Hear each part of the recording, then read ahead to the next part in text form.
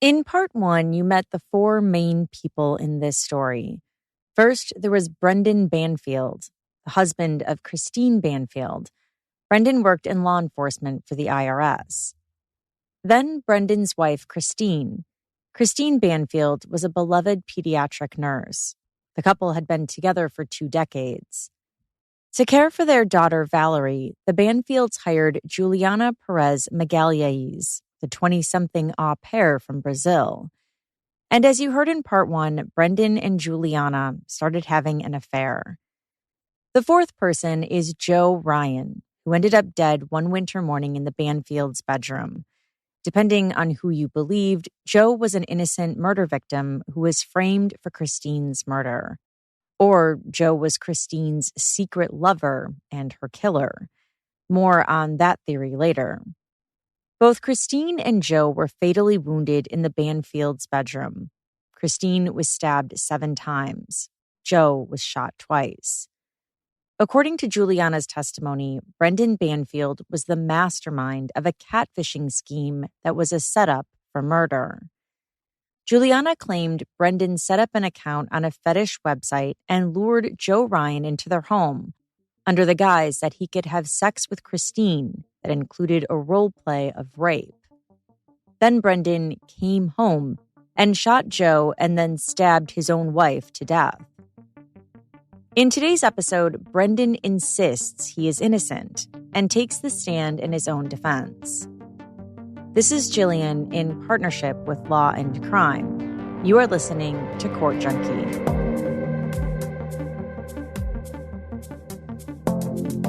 Have you ever noticed that your house feels stuffy? That's how I was feeling about my house, especially in the cold winter months. Turns out my indoor air was the culprit. Because as soon as we discovered Air Doctor, now the only air purifier we use in our house, the stuffiness went away and we felt like we were breathing in cleaner air.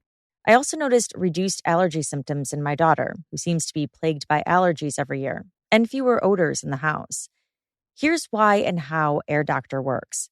Air Doctor's powerful 3-stage filtration captures extremely small particles, about 100 times smaller than what typical air purifiers can remove. It captures airborne contaminants you don't want to be breathing in: dust, pollen, mold spores, pet dander, wildfire smoke, bacteria, viruses, odors, smoke, ozone, and VOCs, volatile organic compounds. It also pretty much runs itself. There's an auto mode feature so you can ensure optimal air 24/7. And it has a change filter reminder so there's no more guesswork at when to change it. 98% of Air Doctor customers say their home's air feels cleaner, safer, and healthier. Air Doctor also won Newsweek's Reader's Choice Award for Best Air Purifier. Head to airdoctorpro.com and use promo code COURT to get up to $300 off today. Air Doctor comes with a 30-day money-back guarantee plus a 3-year warranty, an $84 value free. Get this exclusive podcast-only offer now at airdoctorpro.com. That's airdoctorpro.com using the promo code COURT.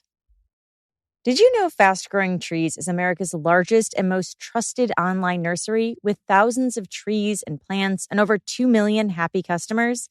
My family and I are one of those customers, specifically my parents. Last year, we gifted them with 2 cherry trees to add to their massive yard. The trees were shipped right to their door, were healthy and easy to plant, and here we are a year later and they are thriving. Fast Growing Trees has all the plants your yard or home needs, including fruit trees, privacy trees, flowering trees, shrubs, and houseplants, all grown with care and guaranteed to arrive healthy. Ordering is easy. You don't have to drive around to nurseries or garden centers, taking up your whole Saturday. It's like your local nursery, but anywhere you live, with more plants than you'll find anywhere else. They have over 1,600 varieties of trees and plants to choose from. Whatever you're looking for, Fast Growing Trees helps you find options that actually work for your climate, space, and lifestyle. Fast Growing Trees makes it easy to get your dream yard. Just click, order, grow, and get healthy, thriving plants delivered to your door. My husband and I don't have as big of a yard as my parents do, so next on my list is to check out their indoor plant selection. You don't need a big yard or even a lot of space. I'm eyeing a lemon tree or maybe a fig tree. And one of the reasons I trust fast growing trees is due to their Alive and Thrive guarantee, which promises that your plants arrive happy and healthy, which is a great thing for me and anyone else who doesn't have a green thumb. Plus, you can also get ongoing support from trained plant experts who can help you plan your landscape, choose the right plants, and learn how to care for them every step of the way. Right now, they have great deals on spring planting essentials, up to half off on select plants. And listeners to our show get 20% off their first purchase when using the code CourtJunkie at checkout. That's an additional 20% off better plants and better growing trees at fastgrowingtrees.com using the code CourtJunkie at checkout. Fastgrowingtrees.com, code CourtJunkie. Now's the perfect time to plant. Let's grow together. Use CourtJunkie to save today. Offer is valid for a limited time. Terms and conditions may apply.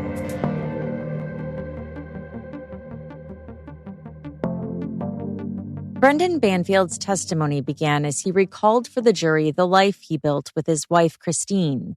They met each other as college freshmen. Now,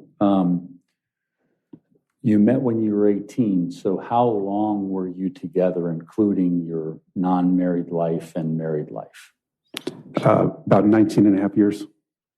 And how would you characterize your relationship with Christine? For the most part, we were pretty inseparable. We were together the entire time. We didn't break up at any point. We were from college to our first jobs after college, to buying our first house together, to marriage, to getting a dog and a second dog, and then moving down here. We were always together, always planning for the future. This was part of our life. According to Brendan's testimony, Christine and Brendan were social. They had board game nights with friends and went on vacations with other couples. They liked to be outdoorsy. They went hiking and explored different forests and mountains across the country. The couple had 2 huskies and brought the dogs along for walks. They played on kickball teams. They also owned a math tutoring business as a side career that employed a handful of employees. Brendan told the jury that after they had their daughter Valerie, everything was perfect. Their family was complete. It brought everyone closer together, including their extended family. It was a very joyous moment for our family. She was really the first grandchild for both sets of grandparents. Valerie was still an infant when they moved from Long Island, New York to Virginia for work. Brendan had been a tax compliance officer, but he got promoted to be a special agent with the IRS's criminal division. The couple sold their tutoring business. Christine was a pediatric intensive care unit nurse and also did product training for medical devices. Coming to Virginia was a good thing for both Banfields. Christine's career prospered too. She earned a raise.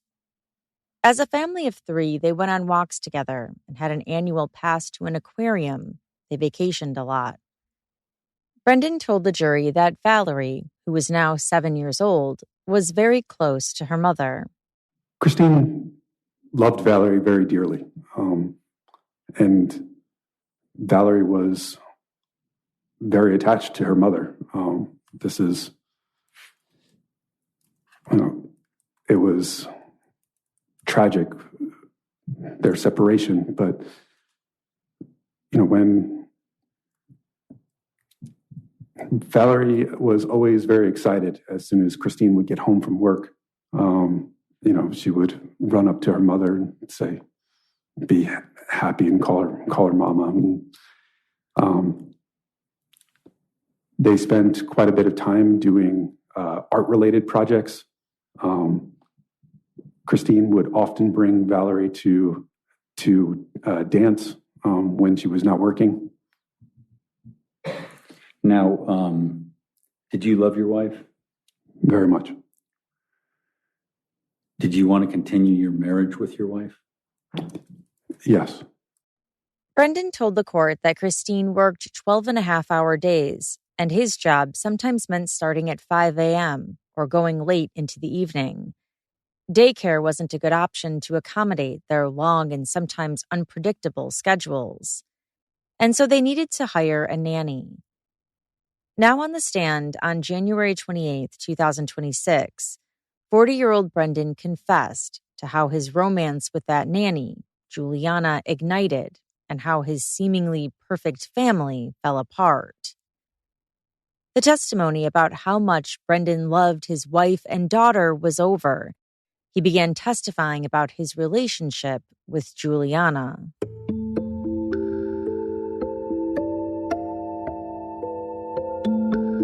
Juliana arrived at the Banfields through an agency in October 2021.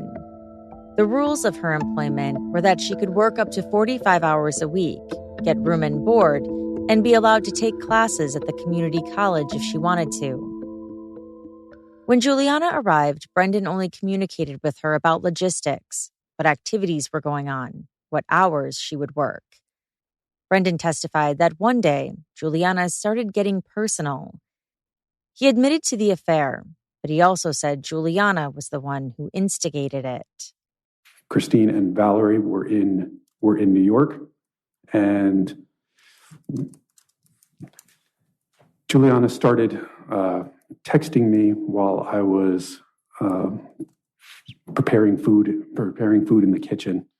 It was an unusual line of text as she was complaining about. Let me, if I may just Sure. interrupt. Where was she and where were you in the house? I was in the kitchen. I believe she was upstairs in her room. Okay. Sorry. Please go. Continue. It was a unusual text conversation in terms of that Juliana was complaining about her dating activity and the people that she was seeing at the time.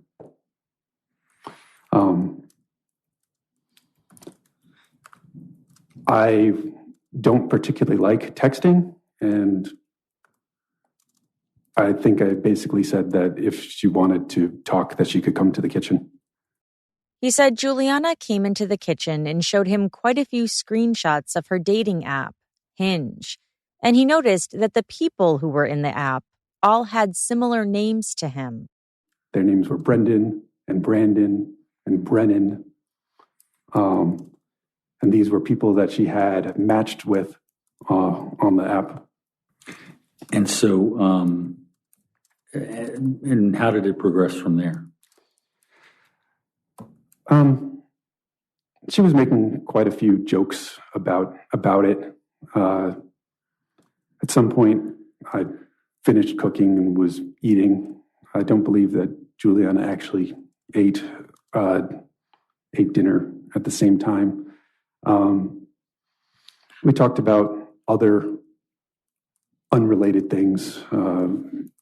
Talked about there was some family history of alcoholism and how her family in Brazil was dealing with that. And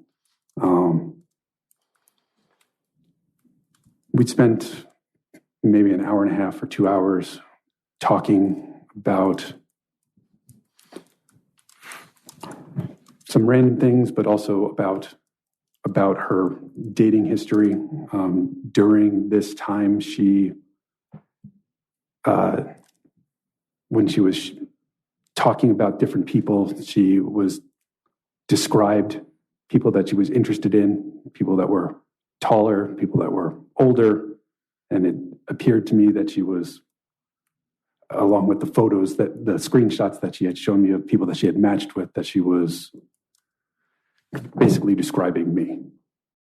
He said they were sitting at the island in the kitchen.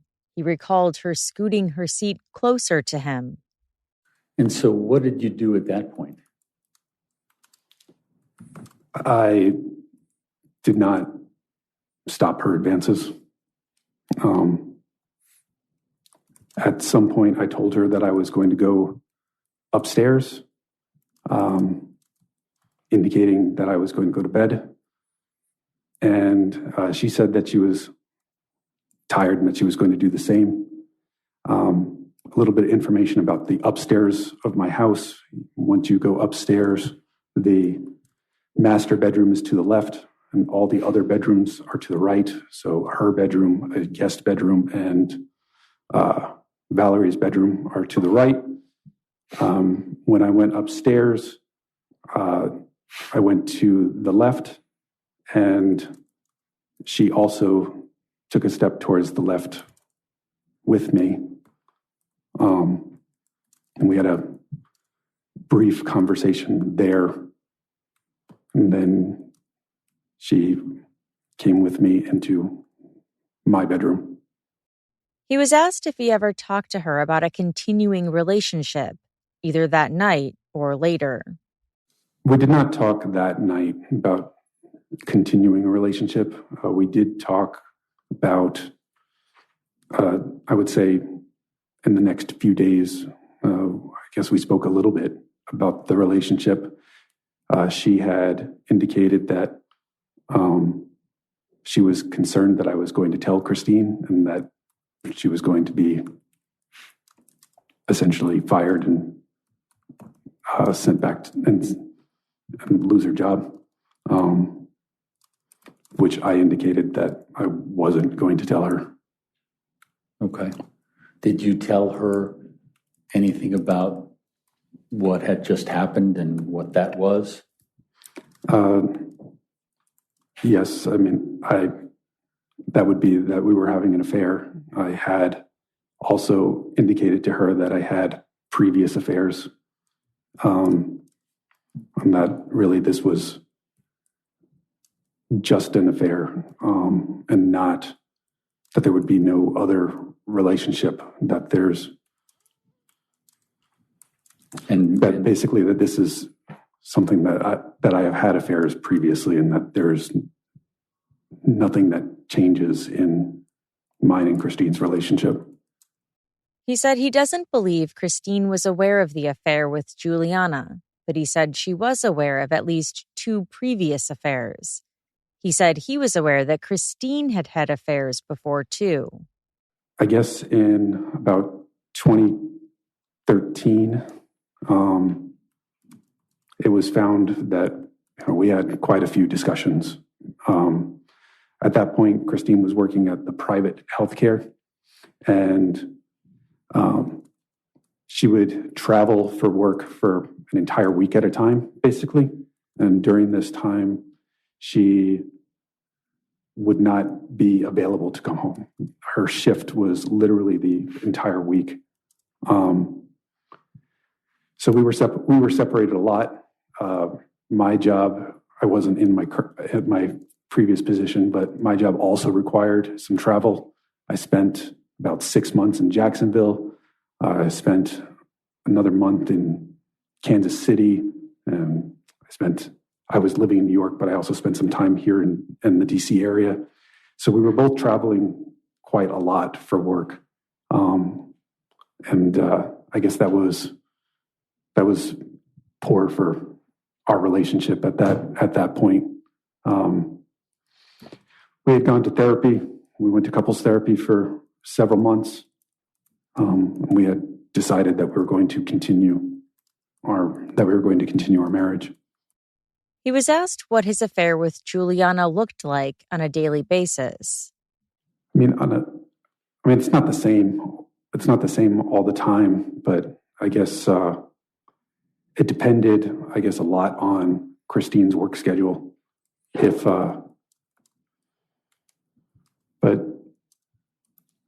So Juliana may spend time with me and Valerie during the day instead of when I would get home from work.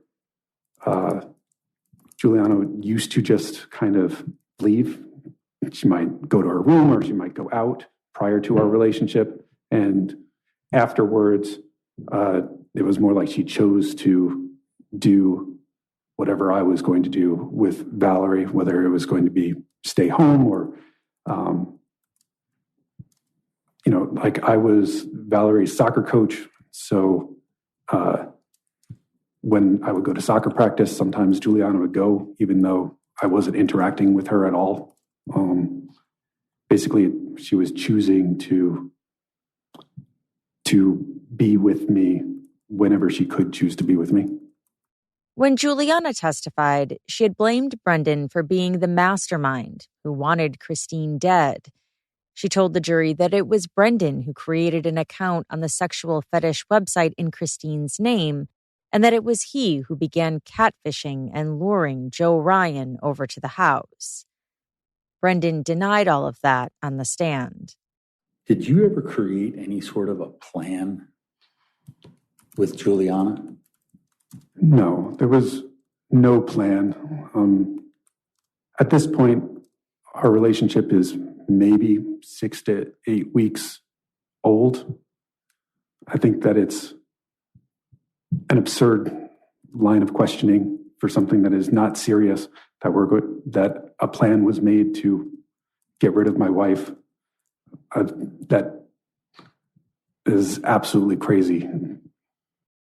As for that time Brendan went to the gun range with Juliana, Brendan said he went to the shooting range every month to practice for his job. He had to qualify twice a year. He denied ever logging onto Christine's laptop. He said he didn't know her password. As for the new windows he had installed, he said they weren't for soundproofing. The house's windows were broken or needed to be modernized. The decision to replace them had been made long before Brendan began his affair with Juliana, he said. And the FetLife account? Brendan said he didn't even know the website existed until after his wife was dead.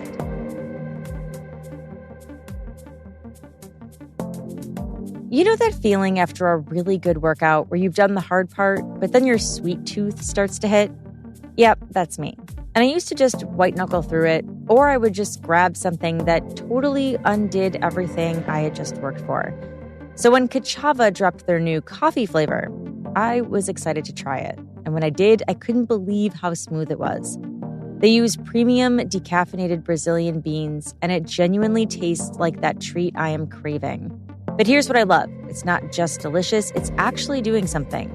2 scoops gives you 25 grams of plant-based protein, 6 grams of fiber, greens, adaptogens, and 5 key vitamins and minerals for all-day energy. No artificial flavors, no fillers, no gluten, no preservatives, just clean, whole-body nutrition that doesn't feel like a compromise. And it comes in 7 flavors: chocolate, vanilla, chai, matcha, coconut acai, strawberry, and now coffee. So there's genuinely something for everyone. Treat yourself to the flavor and nutrition your body craves. Go to Kachava.com and use the code COURT for 15% off your first order. That's Kachava, KACHAVA.com, code COURT. I've got 2 small kids, and I feel like on an average day, my brain is constantly running 17 tabs at once. So meal planning has historically been something I would love to do, but then I absolutely do not do. And then 5 p.m. hits and I'm staring into the fridge like something will just magically appear. Marley Spoon has genuinely changed that for me. And not in a now I'm a perfect meal planner kind of way, but in a dinner actually happens and it's good kind of way. What I love about it is how ridiculously easy they make everything. Last week, I made their sheet pan harissa chicken thighs with roasted potatoes and lemon garlic sauce, and it was delicious. It felt like a restaurant meal, and it came together without me losing my mind. Marley Spoon has ready-to-cook, prepared meals, and ready-to-eat options, plus market items. So it works with however chaotic your week is. Chef-designed, quality ingredients, and you can personalize every order to fit your family. No overthinking, no last-minute grocery runs. Go to marleyspoon.com/offer/court for up to 25 free meals. That's right, 25 free meals. That's marleyspoon.com/offer/court, and make sure to put court in all caps for up to 25 free meals. February 24th, 2023. It was the day after Brendan's 38th birthday. He said that night he was planning to drive to New York with Valerie to celebrate with his friends. Brendan was also in the middle of a case that was going to involve undercover operations. If everything went well, he said he hoped he would get noticed and get a promotion to a senior special agent for the IRS. He had a big meeting that day for the case. And so as the morning of February 24th unfolded, there was a lot on Brendan's mind, according to him. He woke up early that day. Christine wished him luck on his meeting. She said she loved him and told him to have a good day. Brendan said he got ready for work. His gun, his holster, his handcuffs, his 2 magazines, a belt clip badge, his work cell, his personal cell, his wallet. Juliana was getting ready in the kitchen for her excursion to the zoo with Valerie. Brendan said he heard the pitter-patter of little feet. Valerie was awake. He told the jury he intercepted her so Juliana could get ready. Just after 7 a.m., Brendan then left, heading out to his office. He stopped to get breakfast on the way, his normal routine, he said. McDonald's. He had issues with the McDonald's app when trying to order. And then he parked to eat his sandwich. He munched on a cookie that was left over from his birthday. He then went inside the McDonald's to use the bathroom.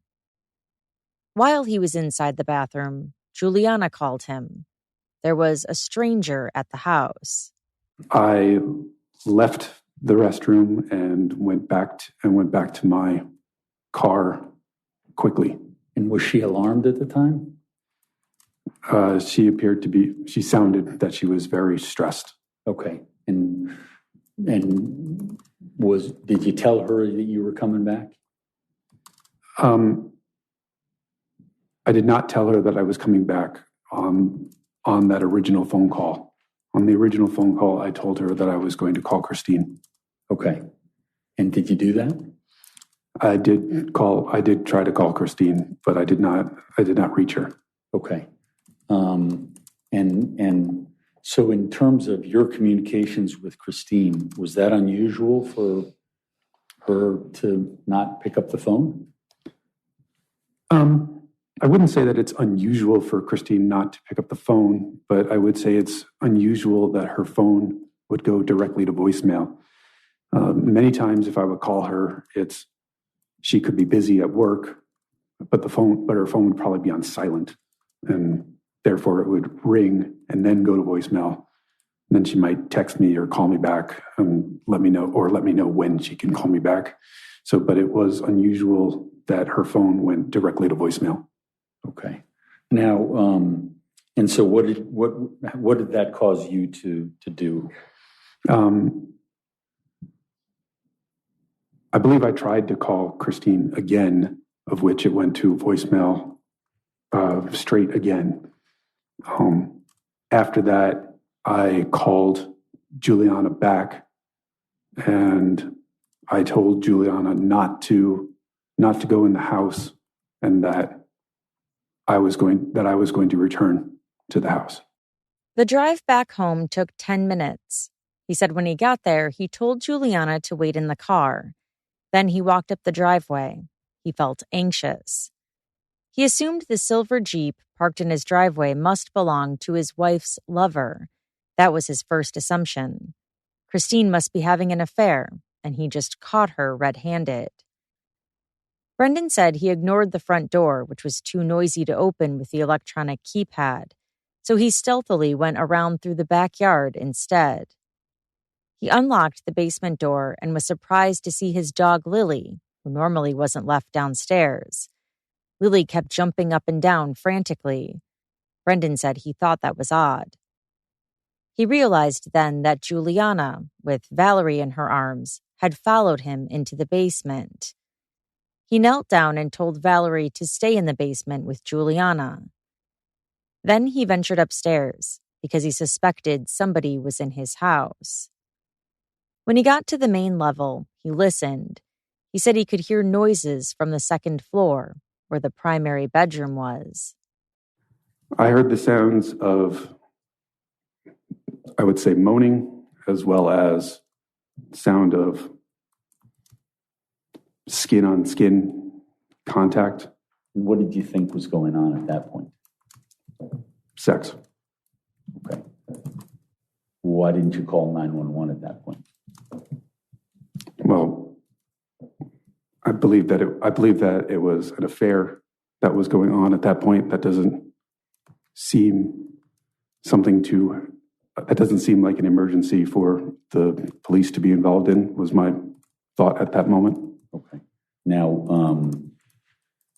what were you thinking at that point when you decided what that was? I guess I was emotional at that point. While Christine and I had affairs, we had never seen each other with anyone.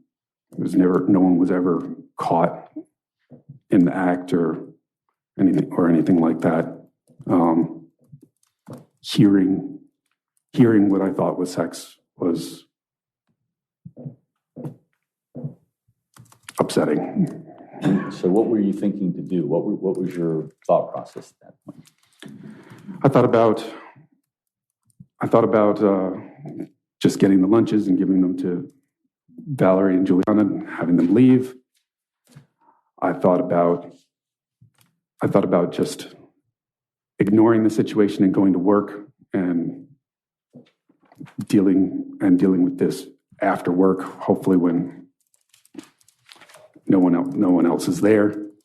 I thought about how Christine had just taken off the day before because she was originally supposed to be working on the 24th. And I thought about, well, this seems to be why. I thought about, well, maybe this is why she took off on the 24th. Okay. Because I didn't know that she took off on the 24th until the night of the 23rd. So what made you stop from your initial thought of leaving and getting the lunches and letting Juliana and Valerie go to the zoo? I guess as my mind was kind of racing in this moment, the sound, I guess, sounded like it changed to me. Instead of what I thought was the sounds of sex, I thought that the impact sounds sounded forceful, and that Christine's moaning sounded painful and not pleasurable, and that the distance between the sound of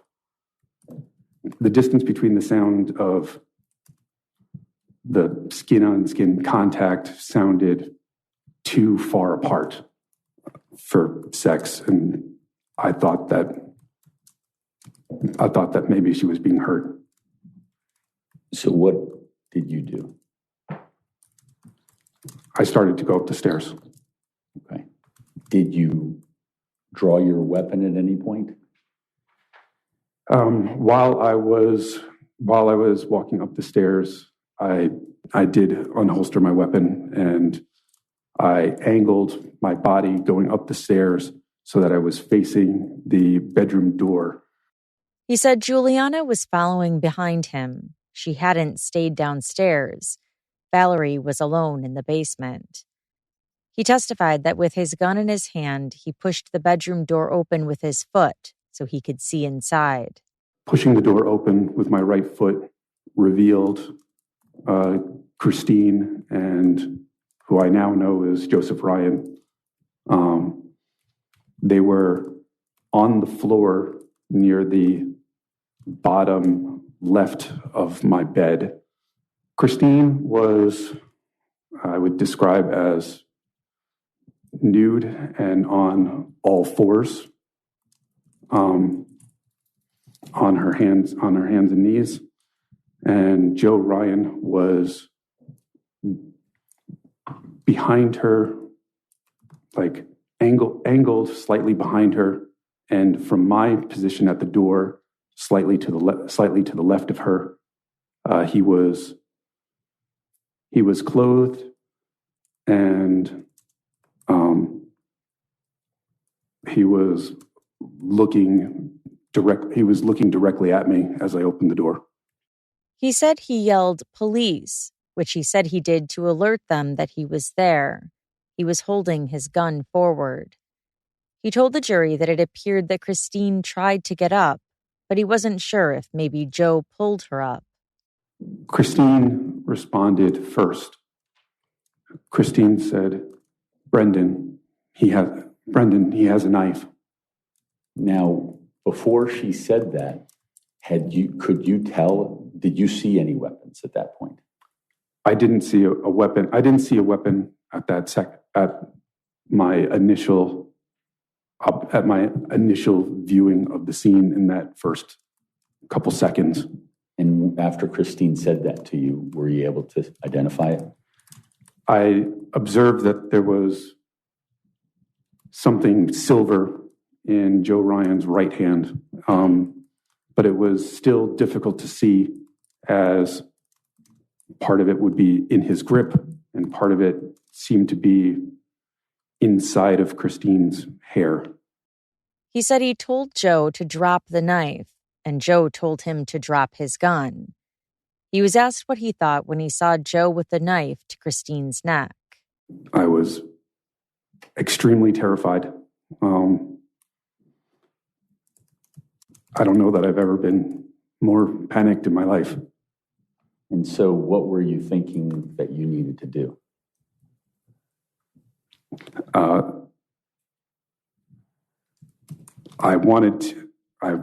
was hoping to de-escalate the situation. I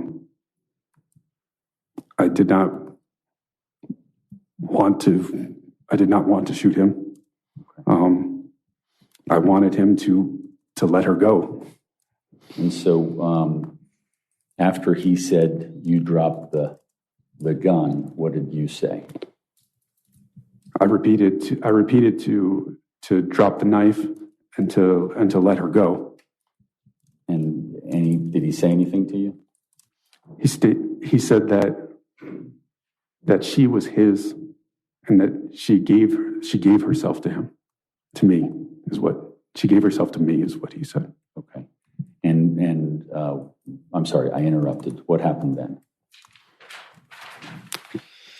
Christine kind of yelled or moaned, or both, and it seems that she went to her left, my right, a little bit. Okay. Now, when she yelled or moaned, what did that indicate to you? I thought that she was being injured, being stabbed. Did you see him stab her? It appeared that he was putting forward movement towards, or it seemed that he was putting forward movement towards with the knife, but I couldn't see Christine's neck or face really at that point. Her hair was in the way. He said he couldn't see Joe's left hand. Did she appear to be injured greater than what you thought when you saw her? It appeared that she had some amount of, I believe that she had some amount of blood in her hair at this point. From where you could see it? Yes. He was asked if he had ever shot someone before, and he said no. The only time he had ever fired his weapon was at a gun range or at a training. He said there wasn't a lot of space between Joe and Christine, and he was very fearful about hitting Christine. Were you considering using your firearm? Yes. At what point did that start?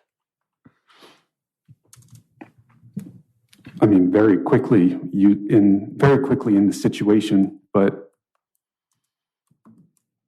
there's only, his head isn't far from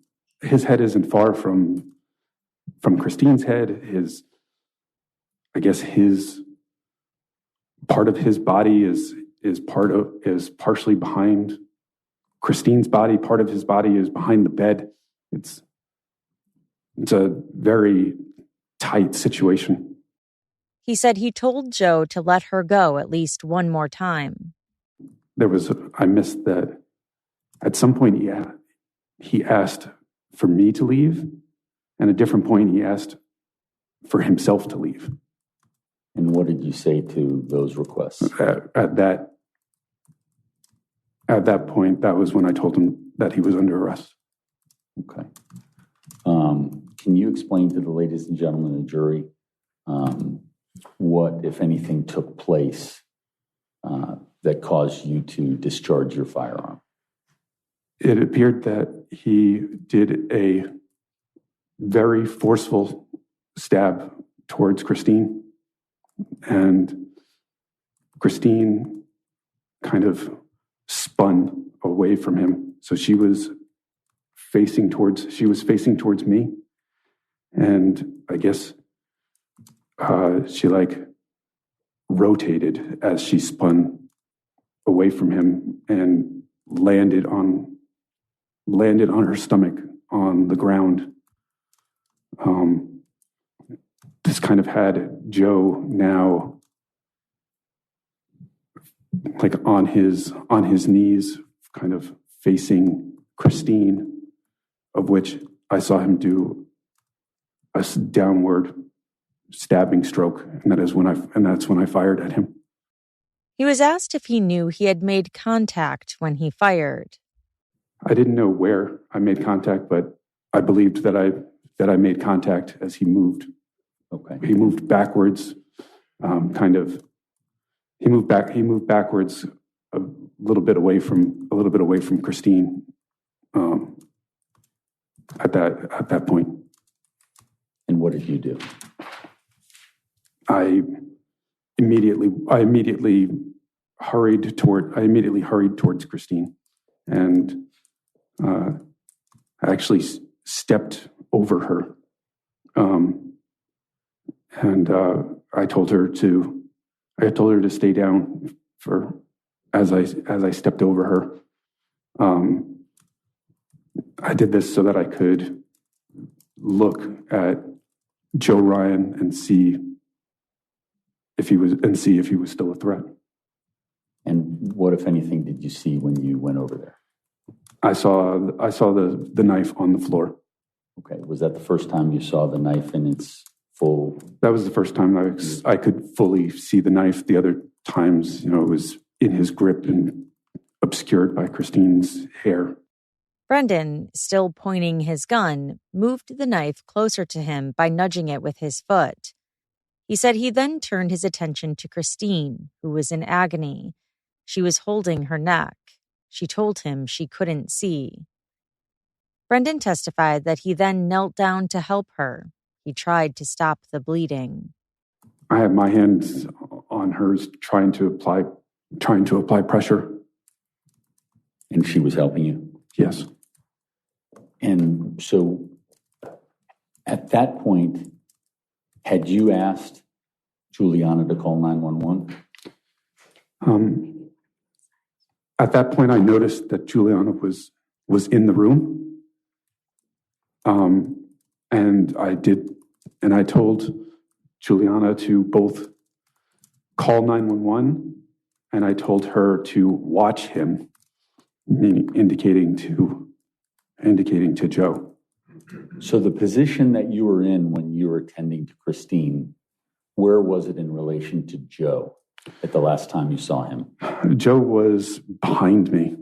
I wasn't facing Joe. I was kneeling down with Christine in front of me.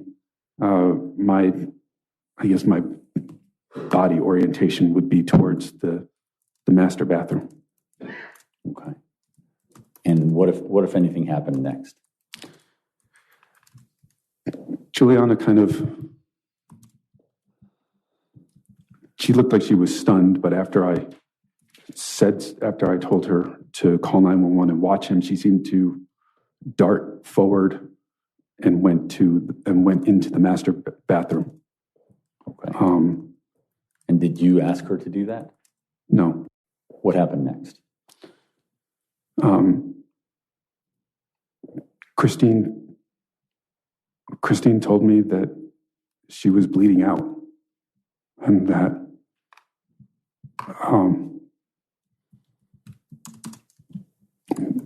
she was sorry and that she loved me.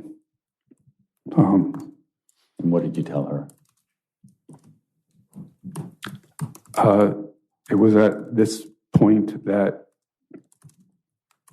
there was another shot. And I looked up and I saw that Juliana had my other firearm. And I was stunned that Juliana had shot. Okay. Did you, where was she in relation to where you were? She was in front of the master bathroom door. There's kind of a double door. And so, how far do you think she was from you when you shot? Not very far at all. Shot? Not very far at all. Maybe 4 or 5 feet. Was there any indication as to why she shot prior to shooting? I didn't hear her say anything prior to her. I didn't hear her say anything prior to her shooting. Now, at any point, do you recall Joe Ryan touching you? So this was at roughly the same time as the shot. I don't exactly know. If I would assume maybe almost simultaneously. Joe Ryan struck me in my shoulder, like the back part of my shoulder blade. And did you see him do that? I did not see him do that. How did you know it was him? Well, he's the only person behind me. There's no one else behind me. And after you felt that, was that when Juliana shot? To me, those all seem to be within the same second. It's hard to say exactly. Brendan said Juliana had saved him by shooting Joe a second time. And the gun that Juliana shot Joe Ryan with wasn't the gun that you have, correct? No, the gun that I shot Joe Ryan with was my duty weapon, a Glock 19M, and the gun that Juliana took out of the safe, was a Glock 43X. Brendan said he told Juliana to call 911 again. She seemed stunned and in shock of what had just happened. He said he had blood on his hands and he was caring for Christine, so he had hoped Juliana would do it. But on the phone, Juliana's words weren't coming out. She stumbled. And so Brendan took over. He told the dispatcher that a man had stabbed his wife, and so he had shot him.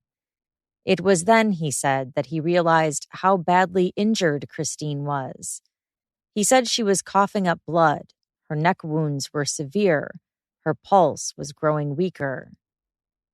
He said later on at the hospital, a doctor encouraged him to wash his hands. In the room were other emergency responders.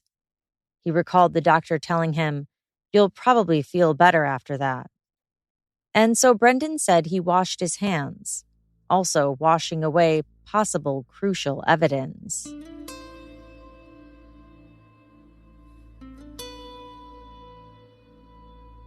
Brendan Banfield denied murdering his wife. He said even though both he and Christine had cheated on each other, there was hope in their relationship. They were going on a cruise in 2023 with their extended family, and then a romantic getaway to the Dominican Republic, retracing their honeymoon. They were in the midst of travel planning and looking at resorts. Now, in terms of what you've observed with FetLife, in your own relationship, were any of those sorts of things done in the bedroom? There was a point a number of years ago that Christine had indicated that she was interested in bondage type situations. Objection, hearsay. Sustained. In terms of your sexual relationship with Christine, what, if any, differences did you have? I was not interested in ever harming her. I was never interested in sexual violence. I would say that we also had a discrepancy of how often we would like to have sex, or I would like to have sex more frequently than we did. What, if any, effect did those differences have on your relationship with Christine? I would say that those differences caused some of the reasons why we had affairs at various points in our relationship. Did you love your wife? Yes. Do you love your daughter? Yes, sir. Did you have any sort of plan for what February 24th became? No, it was a situation I was never expected to be in, would never want anyone to be in. Prosecutor Jenna Sands did the cross-examination. Let's understand, this is the first time you've told this story or any story about what happened in the bedroom on February 24th, 2023, correct? Yes. Okay. You didn't tell the police in the house. You didn't tell them in the driveway. You didn't tell them at the hospital. You didn't tell them back at the station, correct? I said what I did on the 911 call. I was not questioned by the police at the house, in the driveway, in the ambulance about what had happened. Okay, but you were questioned at the police station. You didn't tell them then, right? Actually, I was not questioned at the police station. Okay. It's been 3 years. You have not had an opportunity to tell the police in the last 3 years what happened? Yes, they have requested to speak to me. The police did request Detective Bryant, I believe, requested to speak to me at the hospital, not at the police station. And yes, they did request to speak to me through my attorney subsequently. Okay. And you were given the opportunity to tell a court what happened when you were brought in to testify at Juliana's preliminary hearing, correct? Yes. Okay. And at that point in time, you didn't tell anybody this story, right? I was advised that that defense of others is not relevant for preliminary hearings, and it was my intention that I was going to testify at Juliana's trial. Okay, but at the preliminary hearing, you didn't even admit to Christine being your wife, correct? That's what I was instructed to by my attorney. Okay, so now that you've heard all of the evidence, every possible hearing that could happen in this case has happened. Now you are ready to tell us what happened. Is that accurate?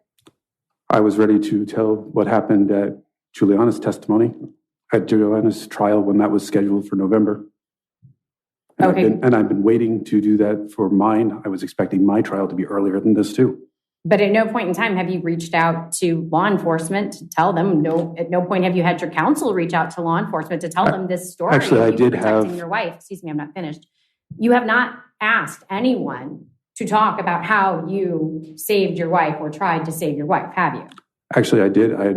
I told counsel that I would participate in any of the civil investigations that was going to be involved with my agency, and that I would talk to them regarding this case as they required. Okay, did you do that? They did not take it up, was my understanding, because I believe the Fairfax police did not want them to. Prosecutor Sands asked Brendan about how he talked about his relationship with Juliana on direct, saying it wasn't that serious. Did you love her? There was points that I told her that I loved her. You told her that you loved her, but you didn't actually love her. I would say I would say that I had feelings for her, but they weren't nearly as strong as feelings for my wife. Understood. Okay. So let's take a look. Judge, I'd like to have displayed to the witness and counsel Commonwealth's 244. She displayed some messages Brendan had exchanged with Juliana on Discord. If we look at line 30, which I'll highlight for you here, February 14th, Valentine's Day, 2023, Juliana tried to break up with you, right? Juliana broke up with me numerous times. Okay. On this occasion, she said, I told you I'm seeing other people. We spoke about this already. I won't be going, speaking of this trip to New York that you were going to take with Valerie, Yes. right? I'm sure you two will have lots of fun, something to that effect, right? Yes. Okay. This upset you, didn't it?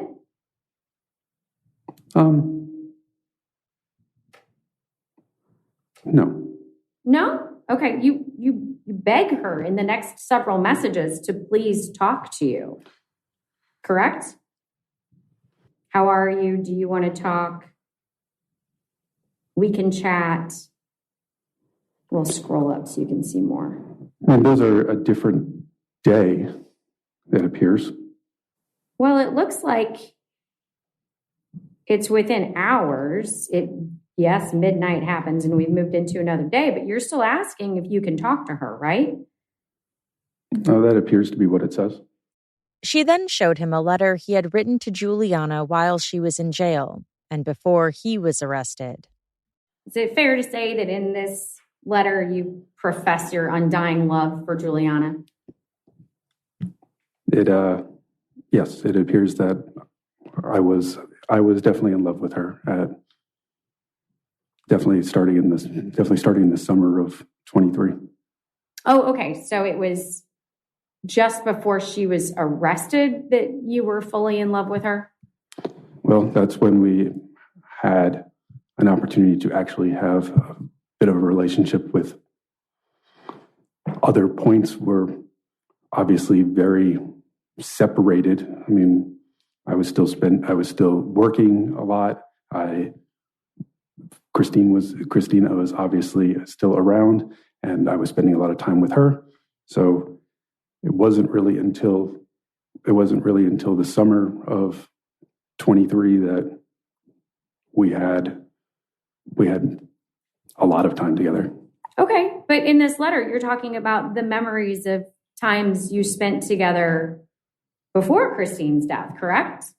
It seems like some of them are before and some are after. Okay, and the long hot cuddle, was that before Christine's death? No, that was after. We rode a bike and went to lunch and got caught in the rain. And again, you describe here in the very first paragraph-ish, you came here and we fell in love. But you're suggesting that love didn't happen until after Christine was dead.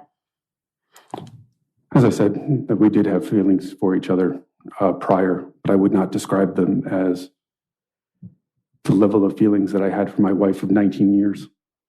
Prosecutor Sands then read from another letter he sent to Juliana.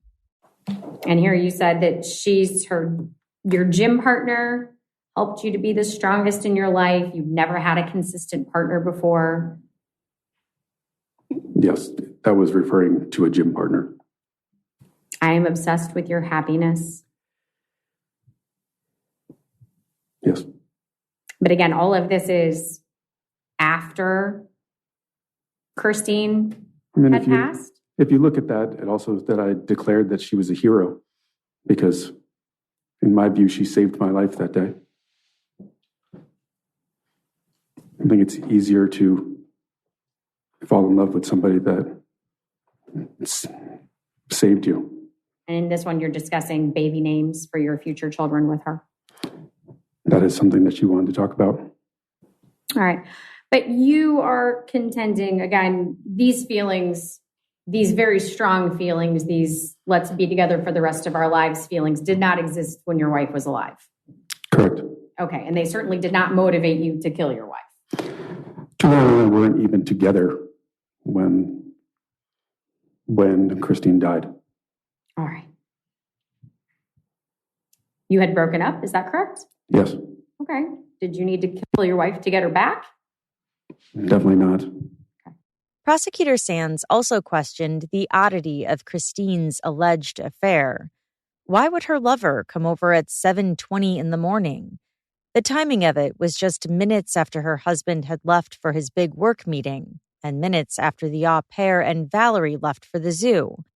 Why would she want a romantic encounter then, after a busy morning of getting everyone out the door?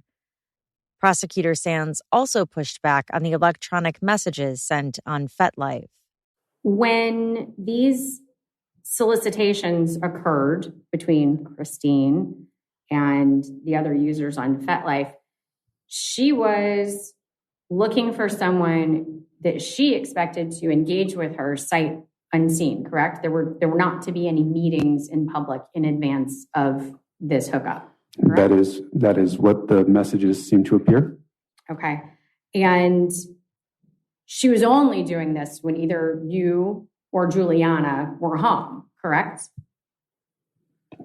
It appeared to me that it happened when I was not home, based on what was presented today often. Right, but Juliana was home, correct? I don't necessarily know where Juliana was at those points. You just know that you weren't there, correct? Well, we went through lots of the evidence that showed that there was many times that I wasn't there. There was points that it showed that the messages were logged into from the CBRN email that Juliana states that she has no knowledge of, never logged into, doesn't know the password to. And so if Juliana is the home, whether she is or not, the only other person that is home is Christine that right. But most importantly, you are not home, correct? It appears that there was many messages that were sent while I was home and many messages that were sent while I wasn't home. I am asking, you were not home. There is both messages that from when I was home and when I was not home, it appears. Okay. She asked him about when he got the call from Juliana that there was a strange man in the house. As you're leaving the bathroom, you don't call 911. I did not. Okay. And you don't tell Juliana to call 911. No, I did not. You don't run out of McDonald's. We've seen you on the video. You walk to your car. I thought it looked like I was walking faster than normal. Okay, but you're not concerned. You said at this point in time, you didn't have any reason to worry. You thought maybe she was just having an affair, another one, correct? That was my original thought. Okay. So out of curiosity, if she's having another affair, why are you going back to the house at all? Why didn't you tell Juliana just to go to the zoo with Valerie? Don't worry about it. It's just another affair. Well, I mean, I'm not going to be telling Juliana about Christine's affairs. That's not something I would discuss with her. Why not? You're having an affair with Juliana. We discussed basically nothing about Christine together. She didn't want to know anything about Christine. Okay. So you're leaving the McDonald's. You're heading back home to catch your wife in the affair then? I was very unsure of what was going on at that point. It went through my mind that it was possibly going to be an affair, but I did not know what it was. Okay. So when you arrive at the house, you're saying that Juliana brings Valerie in after you to the basement. Is that correct? Yes, and she also said that she followed me later. She didn't say that I told her. Okay. And at that point in time, again, you're still thinking you're just busting your wife having sex with some guy. I did not know, once again, exactly what was going on. That was a consideration, that it was possible that she was having an affair, but I did not know what was happening at that time. Okay. But be it catching her in an affair or this question mark something else that you haven't defined, why wouldn't you tell the babysitter to take your daughter back outside? I believe that she was safe in the basement. I thought they were okay there. I did not perceive that they were in danger at that time. I told them to stay at the car. I don't know why she chose to come to the house. Okay, but you're law enforcement and this is your house. You're not going to tell them what to do to ensure that they are safe when you have this doubt about what's going on? I understand that. And it may have been a mistake that I didn't send them back, out. And it's something that I've thought about many times. She asked him if he believed that Joe Ryan planned to kill Christine, having left this completely discoverable trail on the internet. Brendan said he didn't know what Joe's plans were. So you think maybe he came for another reason and then at some point his mind changed? I don't know. Okay. Did he say anything to you that would lead you to believe that he stabbed your wife on the spur of the moment? I mean, it appeared to be somewhat related to me telling him that I was going to arrest him. But besides that, I'm unsure. Okay, well then let's nail this down. I thought you had said that when you entered the room, the knife is in his hand, the other hand's maybe on her neck, somewhere in her hair, and she's already bleeding, correct? I believe that there was already blood in her hair. Okay, so in your version of this, he had already stabbed her when you walked in the room. I believe so. Okay. And you then saw him stab her. I guess I'm not sure. It could have been at that same time that he already has the knife to her neck. So I don't know if that he stabbed her before or that it was at that point that the knife is already to her neck that the blood goes to her hair. Okay, well, I'm sorry. Let's go back then and talk about your testimony. You described that when you came in, Christine was moaning / yelled. You thought she was being stabbed. She went to her left, and it seemed he, Joseph Ryan, was putting forward movement. That's what you testified to, right? So that would be the first stab that you saw. The knife is inside of her hair, which would be at the location of her neck. I can't tell. Christine was yelling and obviously in pain. So I might think that she was already had the knife pressed to her at that point. So we know from the medical examiner, and you know because you got to hear it, that she was stabbed 7 times and then had an 8th cutting wound, correct? I don't know the exact number off the top of my head, but yes, that sounds familiar. Okay. And you've described for us that she's already bleeding and that you see a forward movement, but you can't really tell what happened, right? And then you told us a bit ago that there's an exchange between you and Joe Ryan. You tell him to let her go at least one more time after this exchange. And it appears that he forcefully stabs Christine. She spins away toward you and lands on her stomach on the ground. So there's one clear stab. It's not towards me, it's away from me. Okay. But that is one moment when you see Joe Ryan stab Christine, correct? Yes, and then downward after she went to the floor. So okay, so you believe that's another stab? I'm only positive of the 2. Okay, so you've got 2. So there's 5 more. When did he stab her those other 5 times? The knife is inside of her hair. I can't tell the movement. I can't tell how that is looking at that time. And I don't know exactly what happened before I arrived either. Okay, well, she had to get 5 more wounds at some point. And you're telling us that when you get into the room, she's capable of speech, correct? Yes. Okay, she says a lot of stuff. She says that he's got a knife, right? Brendan, he's got a knife. Yes. She says that. And she says at one point that she wants you to put more pressure on her neck, correct? Yeah, she told me to put my hand there, and then she put more pressure on my hand. And then at one point, she tells you she can't see, correct? Yeah. Okay. And all of this talking is happening with what at that point in time has to be all 7 of the wounds in her neck, correct? Yes. Prosecutor Sands displayed a photo of Christine's injuries to her neck. All right, and these are the wounds on the left side of her neck, correct? Yes. Okay. And these are the wounds on the right side of her neck, correct? Yes. Okay. And she's chatting with you with these wounds in her neck, correct? Yes, her voice is very hoarse. She was having difficulty speaking, but yes, she was talking to me.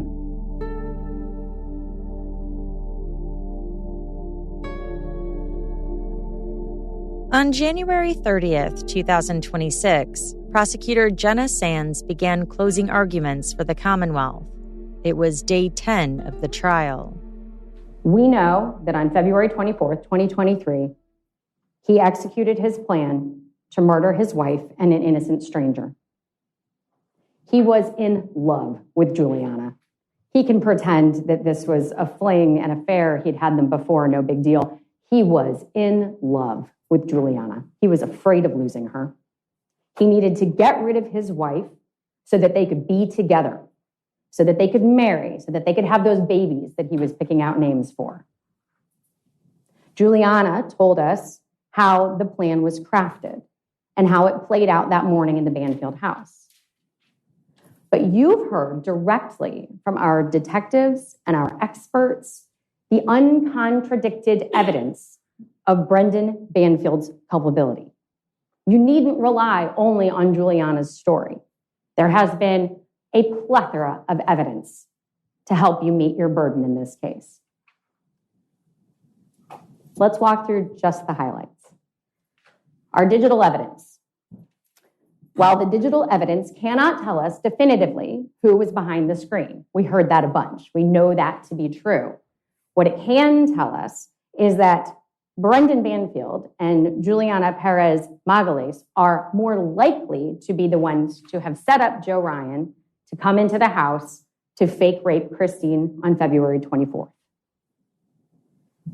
There is no digital history, none, of Christine Banfield using dating sites, fetish sites, searching for pornography, talking to other men prior to the January inception of this scheme. Brendan told you that more than 10 years ago, there were incidents of affairs involving rough sex. But you have zero evidence to corroborate that self-serving statement. She said the FetLife contacts all occurred on Christine's laptop, frequently while her phone was in use with something completely innocuous, like shopping or family vacation planning. 2 different devices, 2 different people, she said, pointing out that the FetLife activity only ever occurred when either Brendan or Juliana were also at home. Let's look at the chats themselves. Slide 1.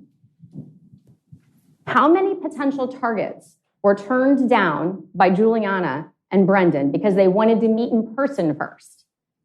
Because they wanted to talk on the phone? Because they wanted pictures that included Christine's face? Does this make any sense for someone seeking a new relationship in an area of sexual exploration that would be new to them? Why would the real Christine Banfield have been concerned about taking these safety precautions? For that matter, why would the real Christine Banfield have been searching for someone who was willing to engage in knife play when she had a blood clotting disorder? She said the automatic locking feature on the front door was deactivated at 5:47 the morning of the murders. It was done on Christine's phone by the person who knew how that operated, Brendan Banfield. We saw Christine's phone turned off at 6:46 a.m. and hidden in a drawer in a bar table in the kitchen. This is just not where you keep your phone. This is not where we heard that this woman kept her phone. This is not where a person who's about to engage in potentially risky behavior puts her source of help. A floor away, turned off, in a drawer, off to the side of the kitchen. Just doesn't make sense. Prosecutor Sands then brought up the 911 calls. We heard the 911 calls. We have a hang-up at 7:47 with Joe moaning in the background, and then a 15-minute gap before anyone calls 911 back. 8:02. 15 minutes between when someone in that house thought the police should be there, and when they finally asked for help. Next, Prosecutor Sands walked the jury through the blood evidence in the case. They have provided no explanation for Christine's blood smeared on the right hand of Joe Ryan, leaving voids between the fingers. They have no explanation for the blood smeared across the top of the right onto the left, leaving that void on Joe Ryan's hand where they had been overlapping. Next.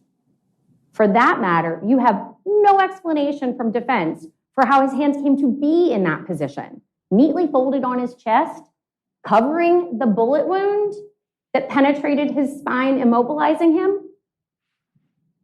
How could that have happened if you are to believe Mr. Banfield? There's been no explanation for the bloody hand-like smears on Joseph Ryan's jeans containing Christine Banfield's DNA. There's been no explanation from defense for how his jeans ended up bunched under his rear. Next slide.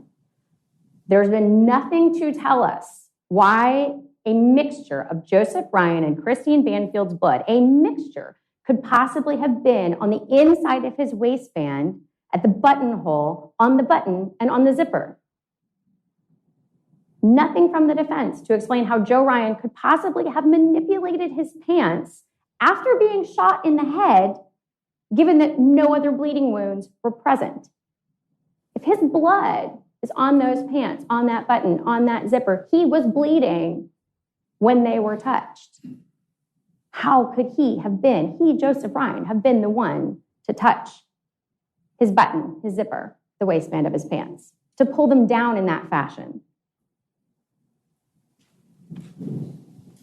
Brendan told you he never touched Joseph Ryan. And yet we have distinctive finger-shaped parallel lines on Joseph Ryan's arm and small circular stains consistent with blood having been dropped from above while Joseph Ryan lay on his back. Next. And then there's the blood on Joe's hip. Blood that traveled onto his body and then ran down to the floor with the assistance of gravity while he lay prone. It couldn't have come from his chest. That wound barely bled. He was laying down when blood was shed. Makes it pretty impossible that he stabbed Christine Banfield. Next. On the other hand, Brendan Banfield has cast off on his jeans. He has blood all over his hands.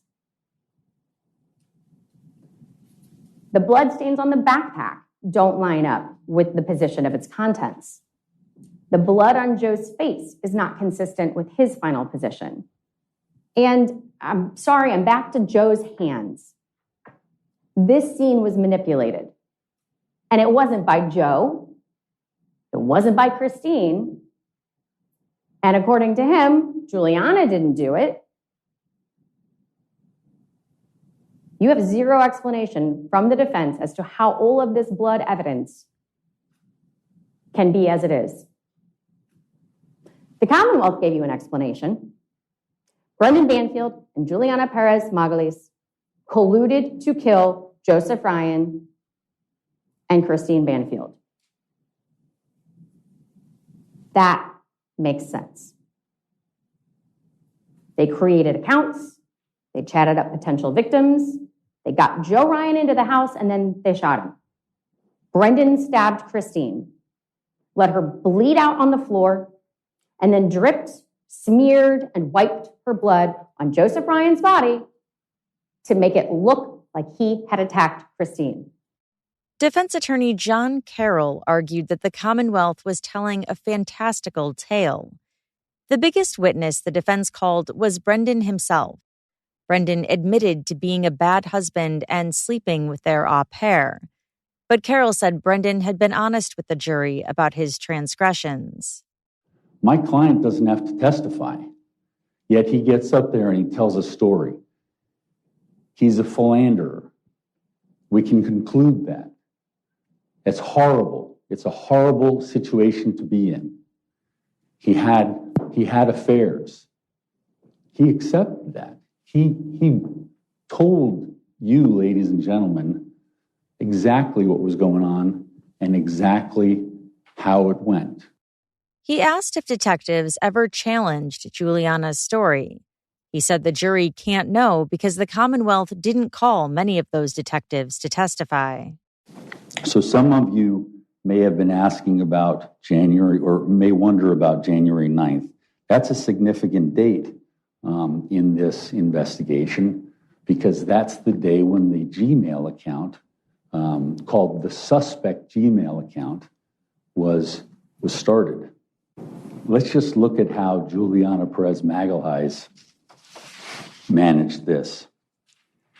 Regarding the Gmail setup on January 9, 2023, Juliana told the Commonwealth that she was at the house with Brendan when she witnessed him create the Gmail account that was used to kick off the entire catfishing scheme. The Commonwealth took her at her word. The police didn't make any effort to corroborate her story. The one detective who stood up and said the evidence contradicted her story was transferred off the case. Juliana made it up. She told the Commonwealth what they wanted to hear, and without question, they just took it as their story. According to the defense, Juliana received the discovery, the evidence obtained from the investigation, while she was awaiting trial. That allowed her to read the entire case laid out in front of her. They said that's when she changed her story in order to get a lesser punishment. These are the personal letters that she would write to my client. And those personal letters, I believe, is the closest to the truth that you will have heard from Juliana Perez Magalhaes. She was in a situation which really was affecting her. And it would affect anyone. And she was telling you how she was feeling. She was telling you what she thought. There were things that were relevant to this case. They're trying to make me turn on you. I'm not going to do it. I don't have anything to say. There's nothing that I can do to help them with. And then you'd see letters as the time went on. I don't know if I can live like this anymore. I think it's better for me to end. And then as she gets closer to a preliminary hearing in April of 2024, you start to see real angst and real worry. And they're coming to her and asking her if she'll testify against my client, because that's what they wanted from the beginning. She was a pawn in trying to get to my client. The defense's theory was that Joe Ryan stabbed Christine. Now, in his closing arguments, Attorney Carroll offered a motive. Why would Joe Ryan stab Christine? If you take away the consensual part of this, if he were found in a bedroom of someone by someone who's a police officer, he'd be looking at a life sentence. In this instance, he was confronted by an armed law enforcement officer saying police. That officer was standing in the only way to get out of that room, other than jumping through the window and falling down 3 flights.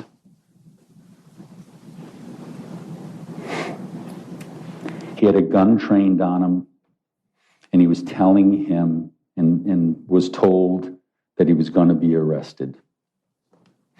He had marijuana in his system, and he was angry. Who was he angry at? Could he have been angry at Christine, thinking that she set him up?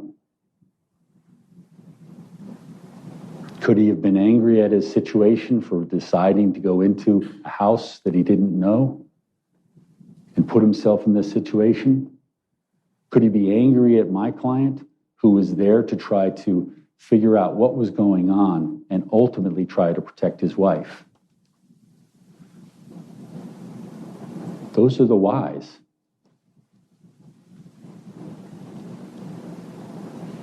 And if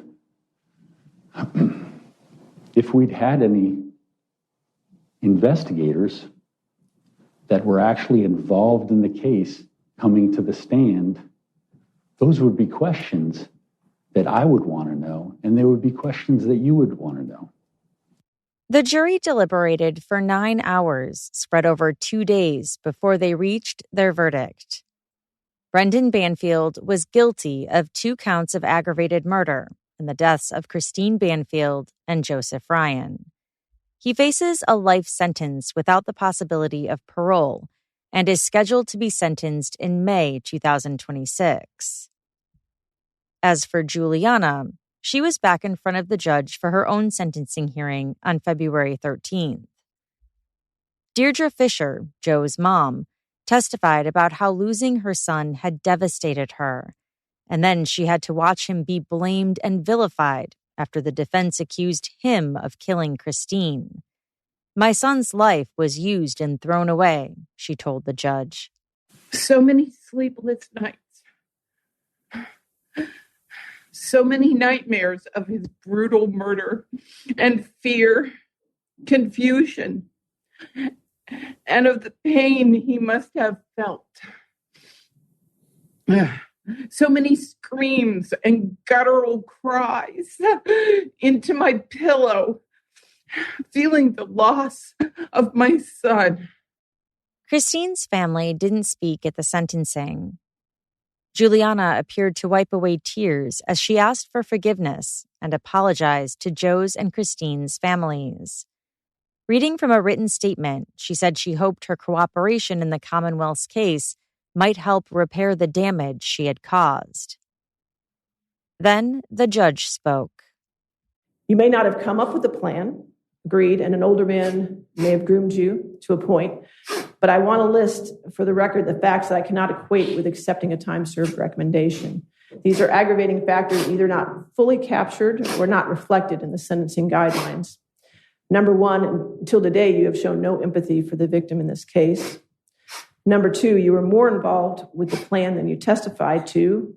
First off, there were numerous postings on social media platforms and text platforms looking for a target, texting and speaking directly with Joseph Ryan, encouraging him to bring the knife, and ultimately through the phone conversation, getting his consent, knowing all along you were bringing him to his death. Lying to Christine and setting up the plan for the zoo, using her devices and hiding her phone, using a child as a pawn in your plan, waiting outside for Joseph to show up, calling Mr. Banfield to bring him to the scene, and at any point for at least the month prior or that day, you could have stopped this. The plan did not work without your full involvement. Number three, having the loaded firearm in your pocket. Number four, bringing a child into the basement knowing 2 people were about to be murdered, to include the child's mother. Number five, hearing Christine ask you to call 911, which you did and then immediately hung up. Number six, seeing Joseph Ryan, who was shot in the head at that time, still moving and walking up to him as he lay moaning on the floor and shooting him point blank in the heart. Number seven, watching as Mr. Banfield stabbed Christine over and over again. Number eight, waiting 15 minutes before recalling 911. Number nine, telling a fabricated story for over 1.5 years, a story that depicted Joseph Ryan wrongly as a rapist and a murderer, an innocent man. And number 10, telling the child it was okay to call you mommy hours after the murder. Your actions were deliberate, self-serving, and demonstrated a profound disregard for human life. So let's get it straight. You do not deserve anything other than incarceration and a life of reflection on what you have done to the victim and this family. May it weigh heavily on your soul. So today I'm sentencing you on a manslaughter charge because that's what's before me. And the facts of this case demonstrate an intentional and calculated level of violence that is the most serious manslaughter scenario that this court has ever seen. Therefore, I do sentence you to 10 years in the penitentiary as required by Virginia Code 19.2, 295.2. After you've completed your 10-year sentence, I will order an additional 2 years suspended, and you will be placed on probation pursuant to Virginia Code 19.2, 303. Christine's family issued a statement after Brendan's verdict, according to CBS affiliate WUSA 9. Christine suffered a violent, horrific, senseless death. The lies told about her after her murder were just as painful as her death. We are committed to ensuring that Christine will always be remembered as the beautiful person she was to everyone who loved her. The statement added, "Our sympathy is with Joe Ryan's family as we understand the loss and grief that they are experiencing. He, like Christine, was an innocent victim." And that's all for this episode. This episode was researched and written by Gabrielle Rusin. To hear these episodes without the ads or hear additional Court Junkie bonus episodes, check out my Patreon options by going to courtjunkie.com/support. Thanks again for listening. Until next time.